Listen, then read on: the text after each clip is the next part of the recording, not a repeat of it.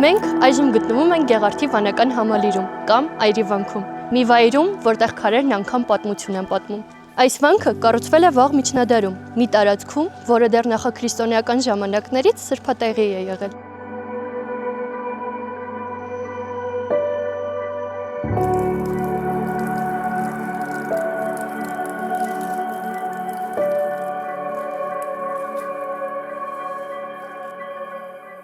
Ըստ ավանդության Գեղարդավանքը հիմնադրել է մեր հավատքի հայր Սուրբ Գրիգոր Լուսավորիչը 4-րդ դարասկզբին։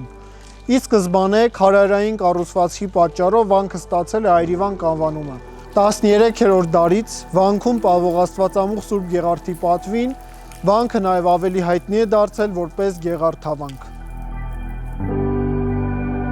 Վանքը միջնադարյան Հայաստանի նշանավոր հոգևոր և մշակութային կենտրոններից էր։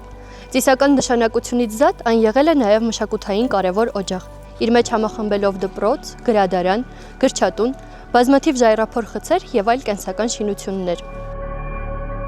Վանական համալիրը իր այժմյան տեսքը ստացել է 13-րդ դարում։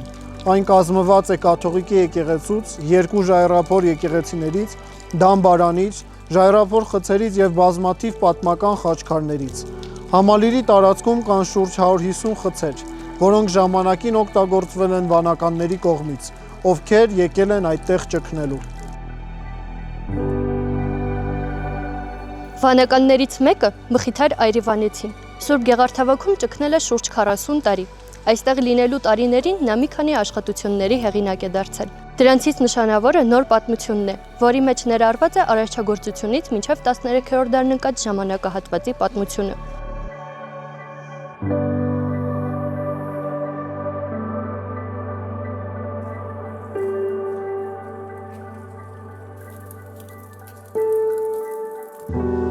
Պահպանիչ և հույս հավատացելոս Քրիստոս Աստված մեր, պայա, պահպանյա և օրնյա,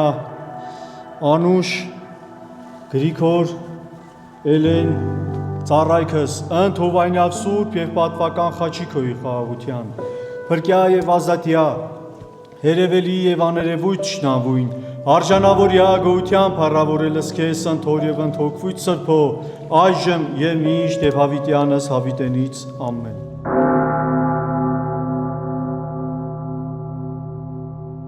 Սուրբ Գեղարդավանքը գտնվում է Կոտայքի մարզում, իսկ վարչական առումով պատկանում է Մայրաթոր Սուրբ Էջմիածնի Վանօրեից տեսչությանը։ Գեղարդը պարզապես վանք չէ, այն կենդանի պատմություն է փորագրված ժայռերի մեջ։ Եթե այստեղ չես եղել, ուրեմն արդեն ժամանակն է։